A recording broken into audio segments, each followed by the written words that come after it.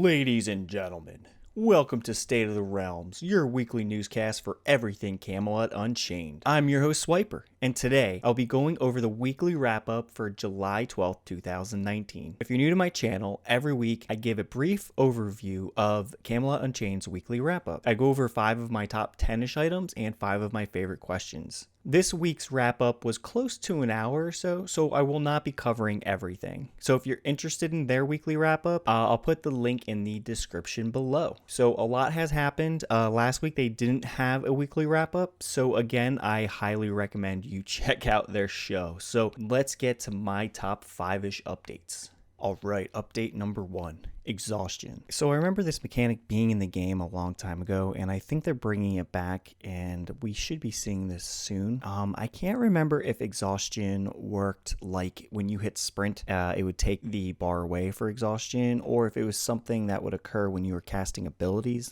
I might be thinking of Dark Age of Camelot, to be honest with you. But hey, if anybody remembers how this mechanic worked, please hit me up in the comments, because I, for the life of me, can't remember this. But anyway, the update is that it is coming back into the game soon. Alright, update number 2, Greatsword Animations.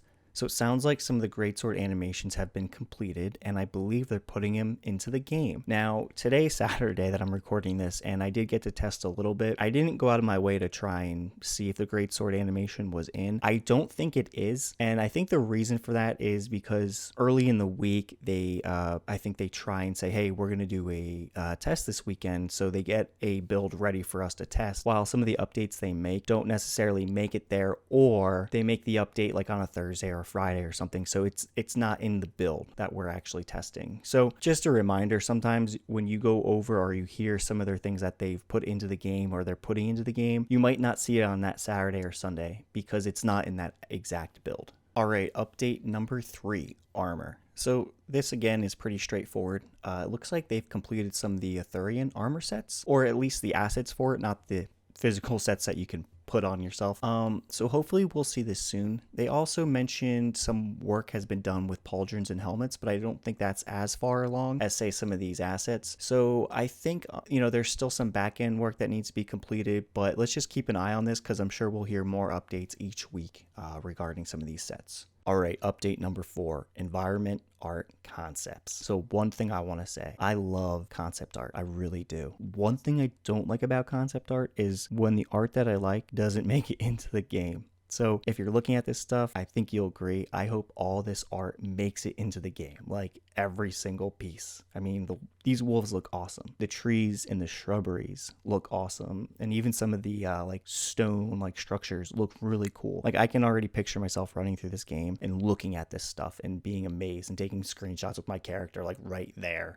But anyway, yeah, so the update is check out the art. Hopefully it makes it in the game. And yeah, all right. And number 5, server switch from Windows to Linux. So overall, it sounds like the team is looking to change some of their change all their servers from Windows to Linux. And I think what this is going to do for them is it's going to lower cost, and it's also going to allow them to get a higher server count. So overall, hey, the more servers, the better for us, for them. And if it's at a lesser cost, hell yeah, I hope they do this as soon as possible. All right, so let's move on to the Q&A section. Starting with question number 1, will CU be playable on Stadia at launch? So the answer to this is no, but they said that it's not completely off the table afterwards. And they basically left it at that. And for those who are unfamiliar with Stadia or Google Stadia, whatever you want to say, it's their streaming service where a game is hosted in the cloud basically, and it sends a live stream of the game down to your web browser. So essentially all you really need is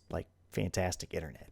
So my 2 cents on this is I don't really care much for these types of services. I like having my own computer. I like putting that new graphics card in and seeing the performance shoot up. I like how computers work. I just like having it. And I've read so many articles about these online streaming cloud service things, and it sounds like you don't really need a big rig for it. You just need really good internet, and it sounds kind of cool, but I don't know. I guess I'm just kind of old school.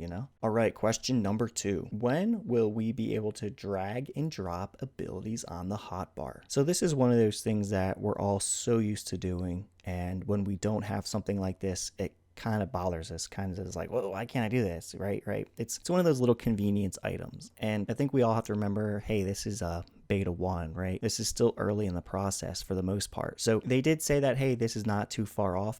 But again, this is just something I can't imagine is too hard to implement. And right now they kind of have bigger things on their plate. So I'm sure we'll see this eventually. All right, question number 3. Are there plans for more interactive BPOs? BPOs meaning building placed objects. So some of the examples they used was, hey, if I click on a chair, can I sit down? If I click on a light, will I turn it on and off? And they basically said yes. So I think this is something a lot of us are also very used to, playing more modern games. Like when you see chairs and tables, you can literally sit at the chair and you can eat and, kind of role playing a little bit. So it sounds like they're going to have all that in this game as well. All right, question number 4. Assuming you don't intend to have a target cap for AoE skills, are you concerned AoEs will stress the server too much? So they did an excellent job explaining this, so I'll try and just paraphrase everything.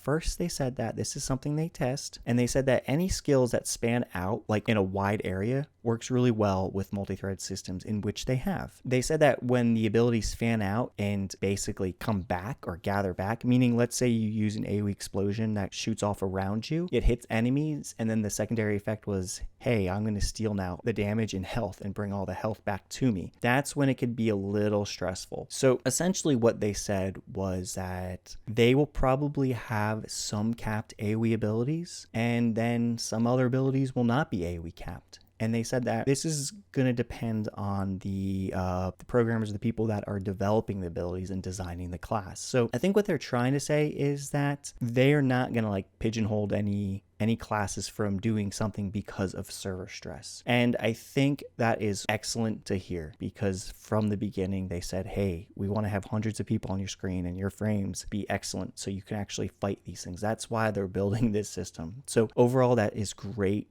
news. I know some other MMOs that I've played before, like Guild Wars 2 and their PvP, especially World vs. World or whatever you want to call it. If you used an AoE, you were only hitting 5 people on that server. Even though there could be 30 people, you're only hitting 5 people. So hopefully it's not like that. I can't imagine it will, considering a lot of these guys are from Dark Age of Camelot. So let's see what happens, but I don't think we have anything to worry about when it comes to AoEs, and I think they're going to do a good job designing these classes. All right, in question number 5. So there was 3 questions. It's all about rubble, so let's kind of go through it. So first, how is rubble going to behave? So the answer to that is we want rubble to be more stable, and we want it to rest better. Okay, question number 2. How long will it stay on the ground? All right, the answer to this is a gameplay question, and we need to figure out the right balance. But what their idea here is, let's say you are using Siege and you break a big chunk off that keep, right? And that piece just falls and crushes people and kills people. They want that giant piece to break down into smaller pieces when it hits the ground. And they want people to be able to salvage those pieces and harvest those pieces as well. So I'm thinking if you can do this, you could probably repair the keep. Now that's just me talking out loud. That's not what they said. That's me. That's what I'm thinking.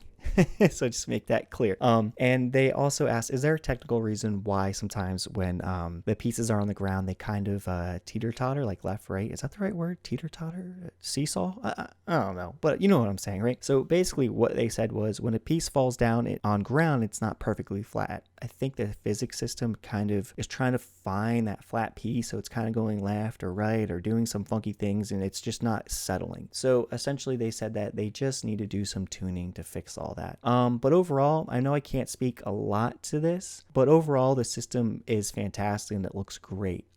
So anybody that's tested it, I'm sure you could agree with me. Anybody that hasn't tested yet or wants to test it, that's basically, I think, what I can tell you. All right, that is going to do it for me today. So a couple things I want to talk about before I head out. Number 1, the release date. I get this question a lot. When is this game going to release? There's no official release date yet, so you're just going to have to stay tuned. Number 2, so a lot of people ask, hey, how can I get involved with this game? How can I test this game? So first step, go ahead and go to the CamelotUnchained.com, go to their main website, go ahead and check out the store and see what the prices are. There's different prices for different levels of access, so I'm sure you could find something in your price range to support this game and get access. When they have tests as they did today, they'll either invite just IT alpha, IT beta. I feel like I've seen a lot more betas lately, so if you get a beta tier, I'm sure you'll be able to get in. And the last topic is surrounding classes, and specifically how classes act, or how 6-men's act, or how 1v1s are. And these are things that we can't, or I can't, and the community really can't talk about because everything's still under NDA. Now, Mark did say that, hey, you can talk about the one instance that I was in with the Cherry Keep, but no pictures, no video, nothing of that of the sort. Remember, we're in beta 1. So I still to this day don't really like talking about those things because I don't know if I'm going to break NDA to begin with. I could say something that I've experienced in another test. Like it's been a while, and I've been to a couple tests, so I'm very reluctant when people ask me specific questions. So just so everyone is aware. And you might read things on forums, you might see things on forums, and they're probably talking about that specific experience they had. So anyway, guys, thank you so much for checking out this video. I appreciate all the support. And just on a side note, I'm going to start streaming every Monday night. So if you're bored and want to chill and just talk MMOs or games or whatever, stop on by. I usually start around, 6 or 7 p.m., go about to 10:30. So of course, guys, thank you so much. And if you like this video, please hit that thumbs up. And if you would like weekly updates regarding Camelot Unchained and anything else that I'm doing, go ahead and hit that subscribe button. Thank you again and have a great weekend.